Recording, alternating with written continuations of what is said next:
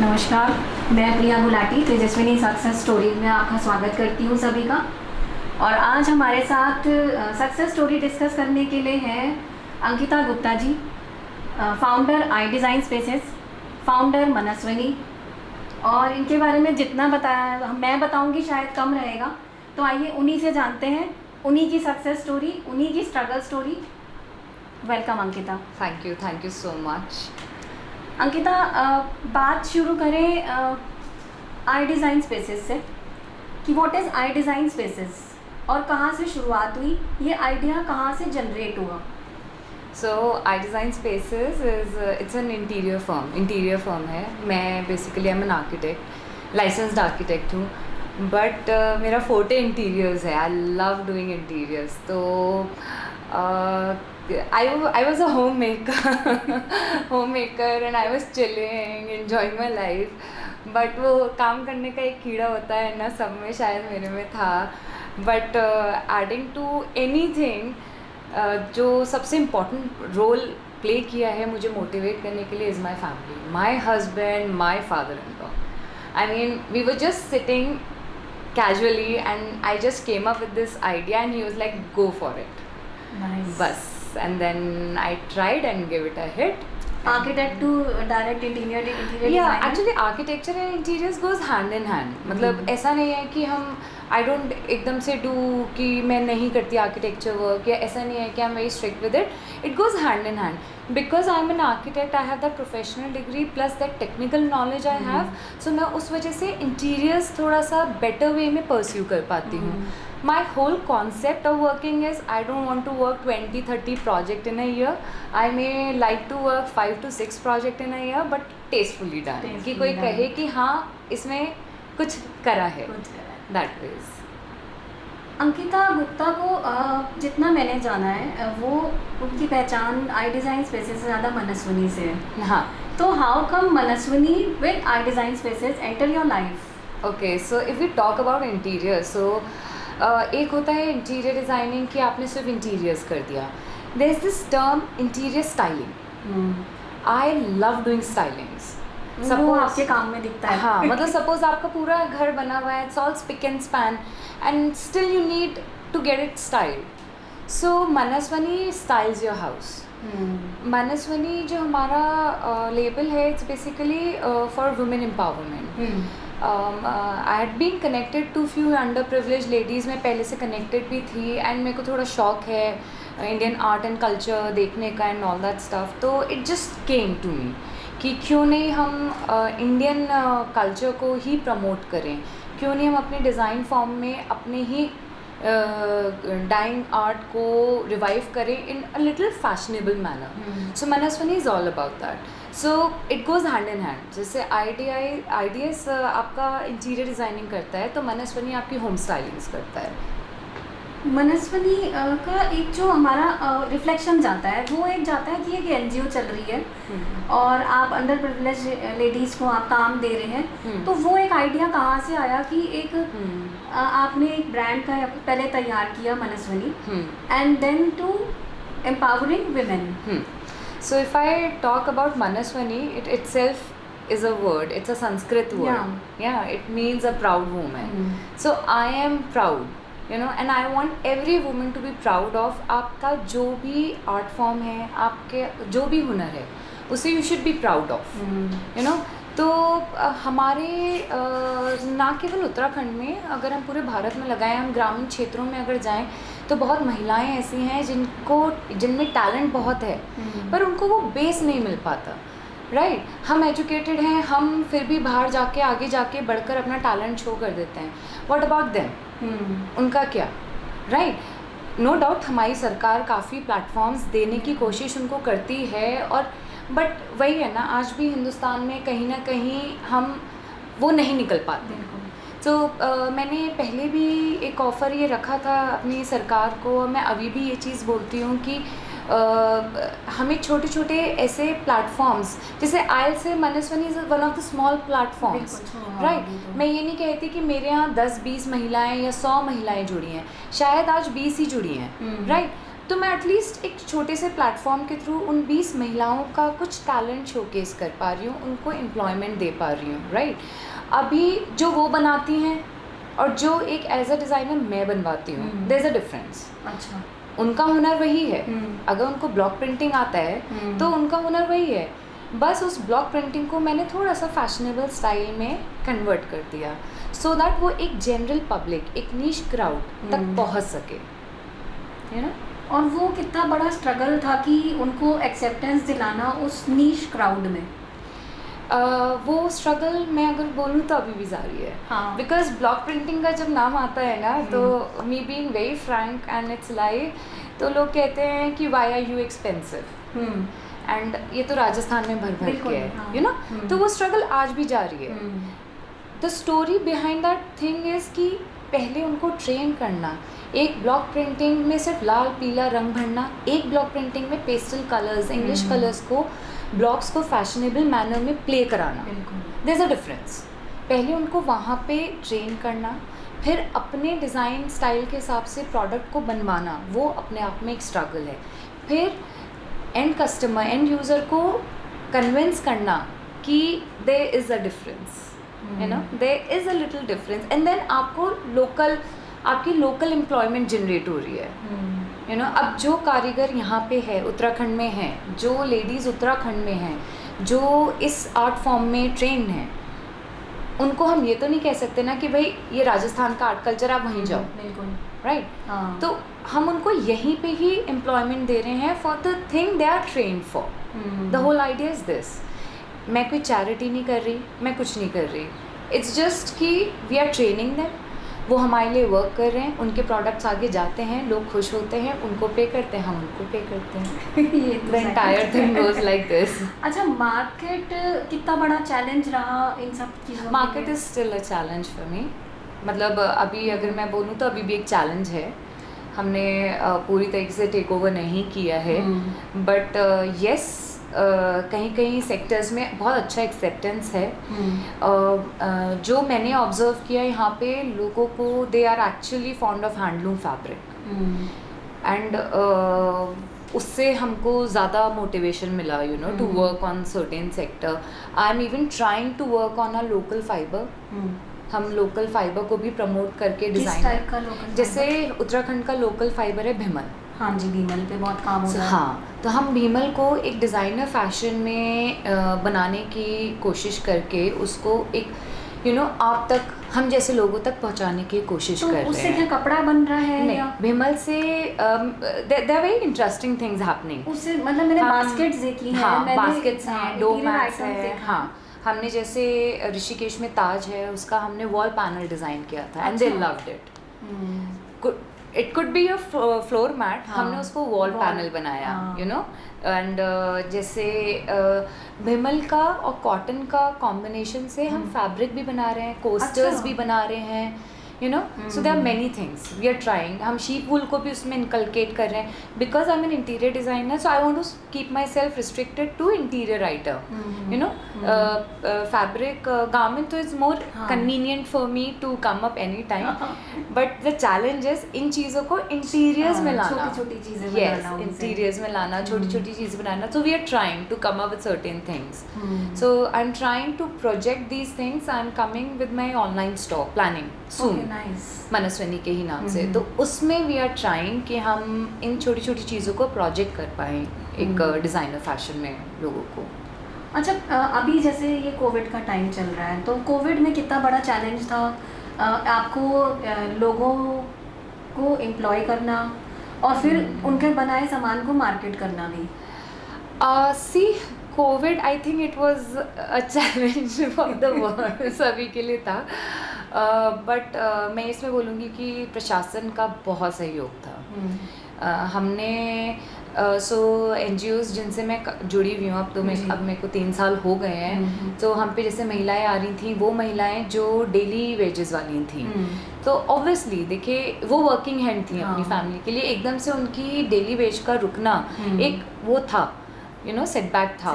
तो ऐसे हमने एक इनिशिएटिव लिया कि लेट्स ट्राई कि अगर हम इस टाइम में मास प्रोडक्शन से कुछ कर पाते हैं। तो हमने एक फॉर्मेट बनाया, एक पूरा कैंपेन तैयार किया। वो कैंपेन हमने एज अ प्रपोजल प्रशासन में सबमिट किया और वो हमारा एक्सेप्ट हुआ और सहयोग मिला हमें प्रशासन से। Yes. तो गवर्नमेंट ने क्या आपके मतलब कैसे प्रमोट किया उसे? नो बेसिकली हमें इसमें इंडस्ट्रियल सेंटर से परमिशन लेनी थी। कोविड के टाइम मास प्रोडक्शंस अलाउड नहीं थे। सो हमें 8 से 9 महिलाओं की परमिशन चाहिए थी उनको एक जगह बैठ के मास प्रोडक्शन कराने की। प्लस मेरा संस्था पे आना जाना, महिलाओं का संस्था में लॉकडाउन के दौरान आना जाना, वो एक चैलेंज था।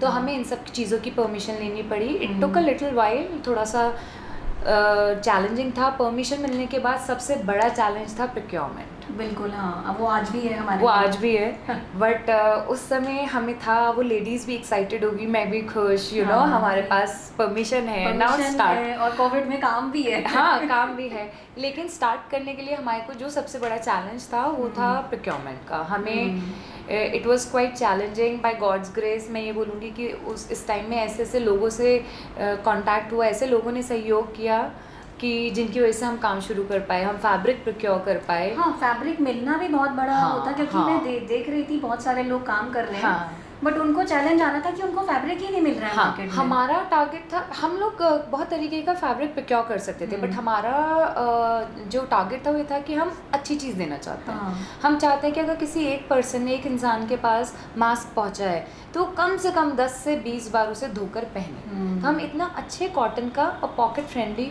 देना चाहते थे मास्क। तो थोड़ा सा उसमें हमारे को चैलेंजिंग था हर तरीके का। पहली बात तो लेडीज़ क्या, मैंने ही अगर मैं अपनी बात करूँ कभी मास्क नहीं बनाया, तो I had to educate, exactly I had to educate myself, then I had to educate these ladies, and then we procured some material. It was a huge challenge. Procuring material was a huge challenge. Then उसके बाद हम लोग ने we started working on।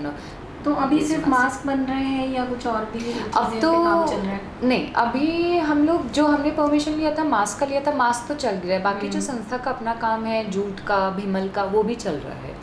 अब तो जब से lockdown खुला है तब से थोड़ा थोड़ा वो भी काम उन्होंने अपना शुरू कर दिया।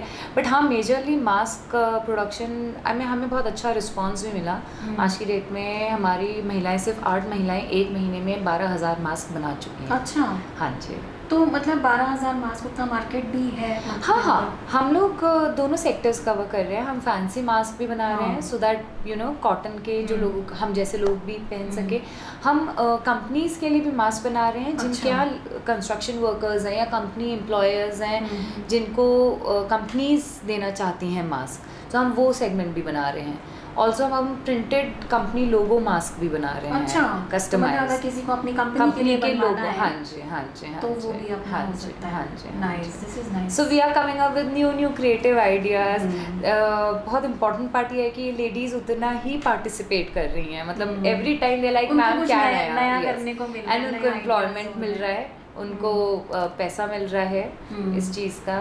तो इट्स अ बिग थिंग। और हम प्रति मास्क एक लेडी को, अपार्ट फ्रॉम सारा खर्चा, एक लेडी को हम 7 रुपया दे रहे हैं। 7 रुपये आप उनको दे रहे हैं? हाँ जी, एक मास्क का, apart from labour, stitching, raw material, marketing, designing, apart from everything. That's great. Yes. अच्छा अंकिता, हम लाइव है इस समय और इस प्लेटफॉर्म पे मैं बस आपसे ये जानना चाह रही हूँ कि मनस्विनी आगे अंडर प्रिविलेज महिलाओं के लिए या लोअर मिडिल क्लास महिलाओं के लिए कैसे हेल्पफुल हो सकता है फ्यूचर में, अगर हम देखें तो?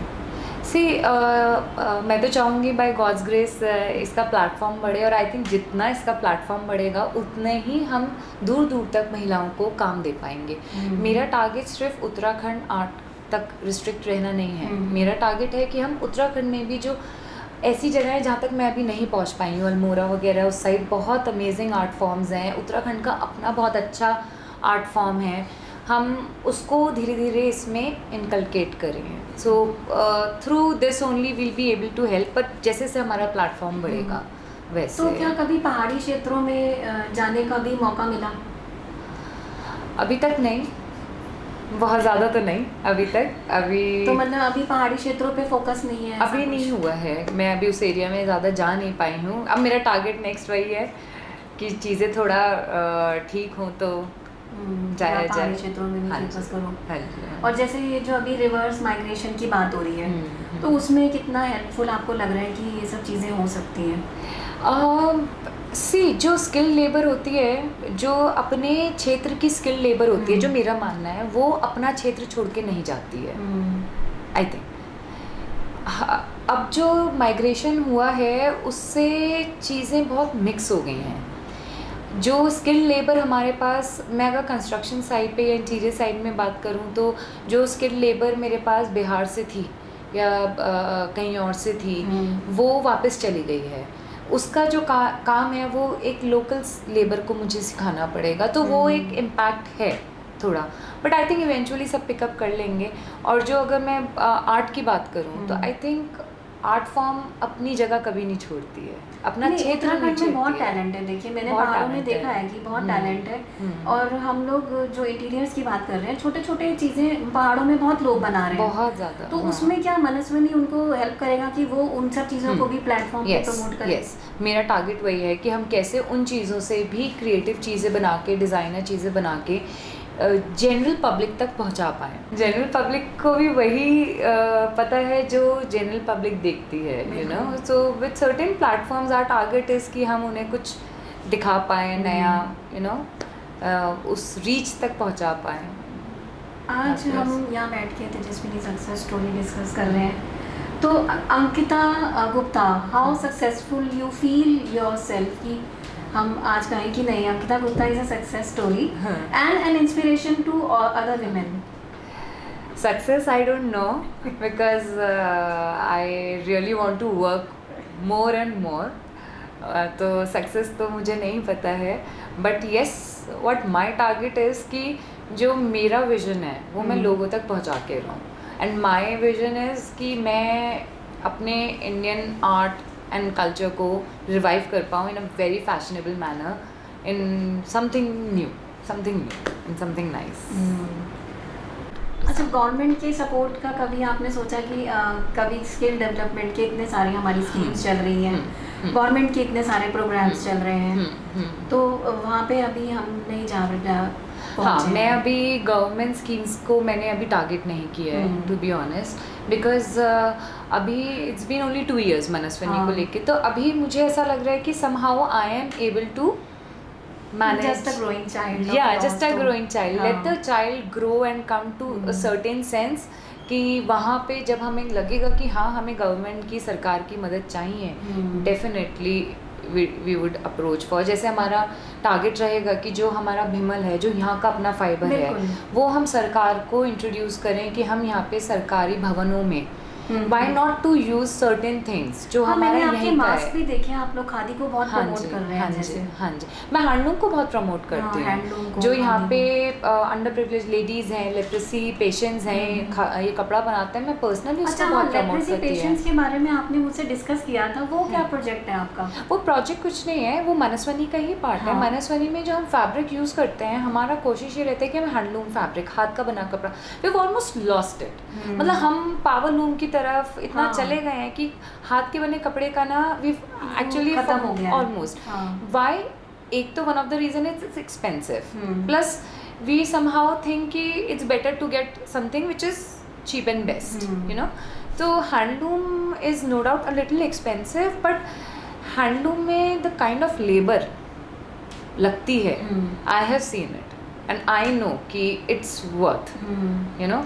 तो हम we have one of the unit जहाँ पे लेप्रेसी पेशेंट्स अपनी अर्निंग्स को, अपनी लिविंग की को अर्न करने के लिए कपड़ा बनाते हैं हाथ से, मशीन पे, वो लूम्स पे। सो हम ट्राई करते हैं कि हम अपनी जो होम फर्निशिंग है उसका कुछ नीश पार्ट उस पर्टिकुलर फैब्रिक का रखें। अच्छा, सो दैट यू नो वो फैब्रिक वो लोगों तक पहुँचे।